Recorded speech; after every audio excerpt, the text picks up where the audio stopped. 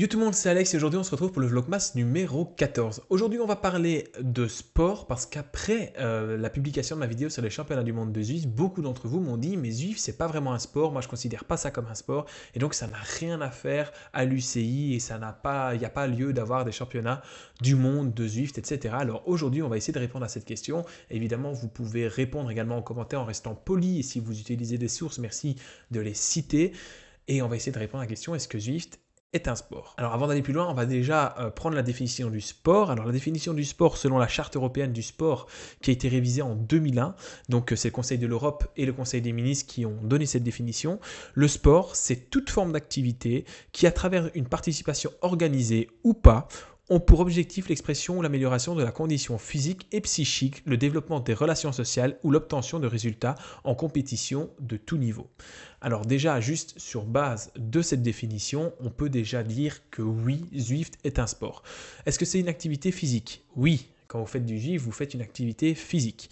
Est-ce qu'il y a une participation organisée ou pas? Déjà, là, il y a une participation organisée vu que l'UCI a mis des règles autour de ça, donc ça confirme encore plus que c'est un sport.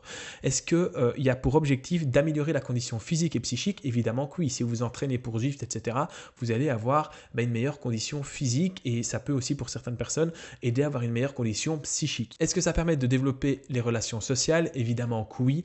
On l'a vu pendant le confinement, il y a eu beaucoup de groupes Discord sur lesquels les gens se sont retrouvés pour zwifter et faire du vélo à distance, mais tout en étant ensemble. Est-ce qu'il est possible d'obtenir des résultats en compétition officielle sur Zwift? Eh bien sûr que oui, vu qu'on vient d'assister la semaine dernière donc au premier championnat du monde UCI de vélo virtuel. Alors déjà, sur base de cette définition, on peut déjà répondre à l'affirmative que oui, Zwift est un sport. Alors désolé pour les détracteurs, même si c'est un petit peu bizarre pour vous et que je peux comprendre qu'il y a plein de lacunes au niveau de Zwift, je suis tout à fait d'accord avec vous, le e-cyclisme est un sport. Alors peut-être que là où le bas blesse, c'est que Zwift est une plateforme qui ressemble à vraiment un jeu vidéo avec des bonus de poids, des bonus d'aéro, etc. Et peut-être que s'il y avait eu une plateforme sans ces bonus, les gens se seraient peut-être dit que c'était un sport. Ce que je voudrais signaler, c'est que les mecs qui font des résultats sur Zwift, c'est quand même des gars qui ont un très très haut niveau et qui sont méga chauds.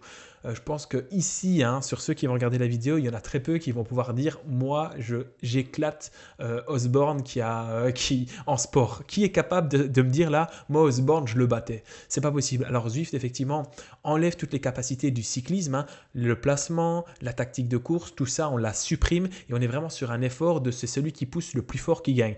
Même si c'est pas tout à fait vrai, vu qu'il faut connaître la plateforme Zwift, utiliser les bonus au bon moment, etc. Mais ça, c'est inhérent à Zwift. Ce que je veux dire, c'est qu'il faut bien se rendre compte que le e-cyclisme n'est pas du cyclisme. Le deuxième argument que je tiens à vous apporter sur Zwift est un sport, c'est qu'il faut bien se rendre compte qu'un sport, quand il est pratiqué et quand on fait de la pub surtout pour un sport, que ce soit les instances gouvernementales, etc., les fédérations, c'est parce que ça rapporte de l'argent. Quand vous inscrivez à un club de foot, ça rapporte de l'argent. Quand vous inscrivez à un club de cyclisme, ça rapporte de l'argent. Quand vous inscrivez à un sport comme le handball, ça rapporte de l'argent. Il faut savoir que même si c'est bien pour la santé, autant psychique que physique, c'est aussi un business. Et toutes vos inscriptions, elles permettent de faire tourner l'argent. Il faut savoir aussi qu'à haut niveau, on a aussi des sportifs ou même des sports entiers, des équipes entières qui, en brillant, en devenant championne du monde, championne d'Europe, championne olympique, deviennent vraiment des références et poussent les pays à devenir forts.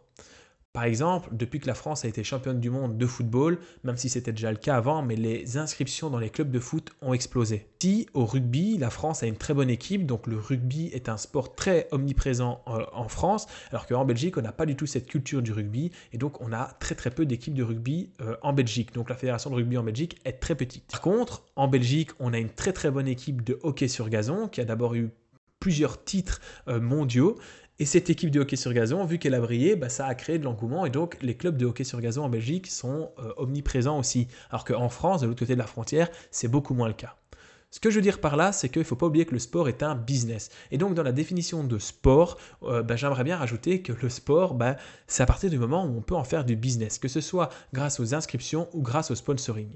Quand je disais dans ma vidéo que la France avait loupé une coche, je voulais pas dire qu'ils avaient loupé une coche au niveau du cyclisme. On le sait bien, la Fédération française de cyclisme est quand même dans le haut du panier au niveau sport. Hein. On va pas se mentir qu'il y a quand même sur son territoire des courses internationales très importantes comme le Tour de France ou encore Paris-Roubaix et tous ces genres de courses, hein, Paris-Nice, etc.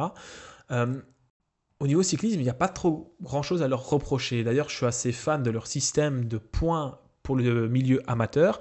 Et je trouve que c'est plutôt sympathique, même au niveau de la création des nationales, etc., du suivi des jeunes, c'est très au point. Même si vous, Français, vous aimez bien râler sur ce que vous avez, vu de l'extérieur, vu de la Belgique, on trouve ça plutôt pas trop mal. Là où la Belgique a pris au sérieux cela en mettant un mélange de différents sportifs qui voulaient participer et qui viennent d'horizons différents, la France a un petit peu calé et a envoyé 2 sportifs qui, certes, je fais mon mea culpa, sont reconnus au niveau du sport vu qu'il s'agit d'un champion du monde de VTT et c'est pas rien du tout.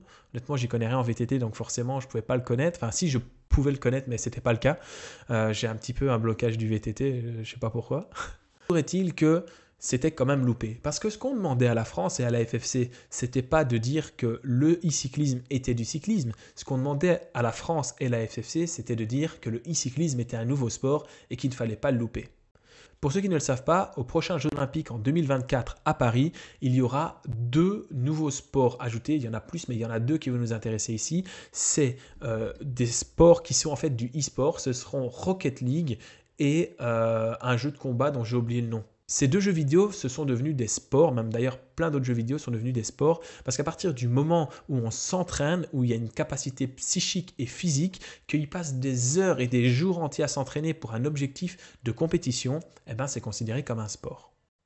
On se retrouve donc avec des e-sports vraiment de console aux Jeux Olympiques, et en attendant, certains d'entre vous disent que Zwift, là où les gens produisent un effort physique monstrueux, c'est pas un sport. Moi, j'aimerais bien que l'un d'entre vous aille en face de l'Allemand Osborne et lui dise « Écoute mec, tu as plusieurs titres de champion du monde, tu as gagné les championnats du monde de e-cyclisme, mais en fait, c'est pas un sport, t'as rien foutu. » Alors, on le sait bien, il y a toujours des tentatives de triche, que ce soit dans les jeux vidéo, dans les sports classiques ou dans maintenant les nouveaux sports qui sont les e-sports. Il y aura toujours des tentatives de triche. L'UCI a mis en place un système très pointu pour éviter qu'il y ait de la triche et je pense que beaucoup de personnes ont gardé en mémoire tout simplement les événements qui se sont passés pendant le confinement avec des cyclistes amateurs qui, eux, trichaient sans le faire exprès ou en le faisant exprès et ne se sont pas rendus compte qu'en fait, pour ces championnats du monde, les conditions d'inscription et de suivi étaient très durcies. J'aimerais bien aussi vous parler du côté financier. J'en ai déjà parlé un petit peu avec les sports, mais il faut savoir que le e-sport, ça a soulevé énormément d'argent ces dernières années. Il faut savoir que dans le e-sport classique, le fait d'avoir mis en avant ces compétitions a fait exploser la vente des consoles et des jeux vidéo pour la catégorie d'âge 18-34 ans et même avant ça et au-dessus de ça. Il y a eu on l'a vu à la télé, on l'a vu sur Twitch, on l'a vu sur YouTube, ça a vraiment eu un fort engouement. Il y a des consoles qui se sont vendues, il y a des manettes qui se sont vendues, il y a des nouveaux jeux qui se sont vendus, par exemple comme Fortnite. C'était vraiment incroyable, ils ont réussi un coup marketing de folie.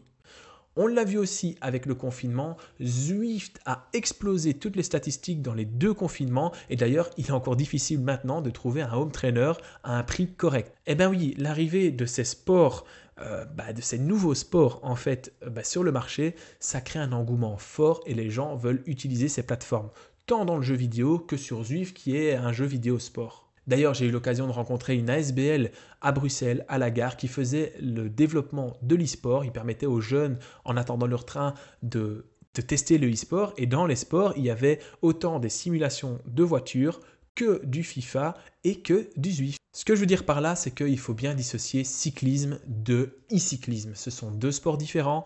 On ne peut pas associer ensemble le foot vélo. Enfin, je ne sais pas comment ça s'appelle, mais voilà quelques images. C'est pas pareil que du cyclisme. Pourtant, ils sont tous les 2 affiliés à l'UCI, à la FFC et à la RLVB. Alors peut-être que vous ne serez pas chaud de faire du e-cyclisme et je peux tout à fait comprendre. Peut-être que ce n'est pas du tout dans ce que vous voulez, mais il est fort probable que dans les prochaines années, on ait de plus en plus de compétitions de e-cyclisme, même à la télévision, parce qu'il y a certaines personnes qui se professionnalisent là-dedans. À l'instar d'un Lionel Vuyassine qui avait dit lors d'un interview que, tout simplement, il s'entraînait beaucoup sur Zwift, déjà pour augmenter ses capacités physiques avec des entraînements très ciblés uniquement pour Zwift, où il travaillait aussi la technique en étudiant les parcours par cœur, en sachant où étudier, qui avait énormément de repérage. Et puis troisièmement, sur aussi une étude de ses adversaires, où il passait beaucoup de temps en fait à analyser ses adversaires, leur profil de puissance, les endroits où ils étaient plus forts, les endroits où ils étaient moins forts. Quand on regarde un coureur comme Lionel Vuyassine, et il y en a d'autres, ils font énormément de recherches, ils passent énormément de temps pour être le plus performant sur Zwift, tant au niveau technique, psychique et physique. Ça leur demande plusieurs heures d'entraînement par semaine, presque autant qu'un coureur professionnel de vélo classique, et je trouve ça dommage de réduire leur travail à vous faites juste un jeu vidéo. Le e-sport a soulevé plusieurs milliards d'euros dans le monde dans les 10 dernières années, et le e-cyclisme, ça va être pareil. Alors s'il vous plaît, si vous voulez pas être en retard là-dessus et si vous voulez pas être dégoûté, il va falloir se mettre à la page. J'avais déjà répondu à ça en commentaire, mais il est fort probable que d'ici quelques années, on ait des e-cyclistes professionnels qui gagnent autant d'argent que des cyclistes professionnels sur route. Pourquoi? Tout simplement parce que l'engouement des sponsors et du public va être énorme. Il faut savoir que le sportif, il gagne plus d'argent grâce aux droits TV et aussi au sponsoring, et que donc si un sport est beaucoup vu, qu'il y a beaucoup de monde qui le regarde, il y a plus de sponsors, les droits TV coûtent plus cher et donc ils sont payés plus. Alors ce qui est bien avec ce nouveau sport qui est le e-cyclisme, c'est qu'on va pouvoir voir des gens qui vont venir de tout horizon et pas uniquement des sportifs professionnels comme au dernier championnat du monde. Avec le temps, il y aura des sélections de plus en plus poussées, avec du matériel de plus en plus poussé, et de toute façon, les tricheurs seront évincés avant d'arriver à la grande finale. En tout cas, Zwift est un sport, c'est sûr, ça correspond tout à fait à la définition du sport qui a été donnée par l'Union européenne. Et c'est un jeu qui mélange dextérité, temps de réaction, et oui, parce qu'il faut s'habituer au temps de réaction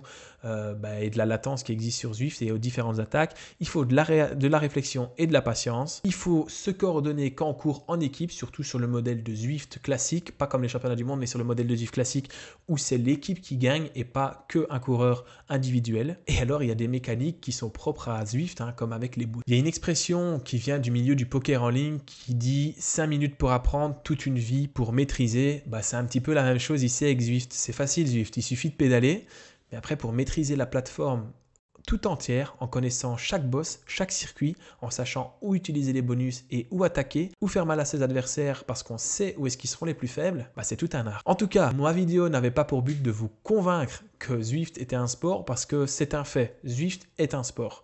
Maintenant, évidemment, on a le droit de débattre ensemble, mais si vous trouvez que Zwift n'est pas un sport, merci d'expliquer pourquoi. Juste pas dire Zwift n'est pas un sport, parce que c'est pas un argument du coup.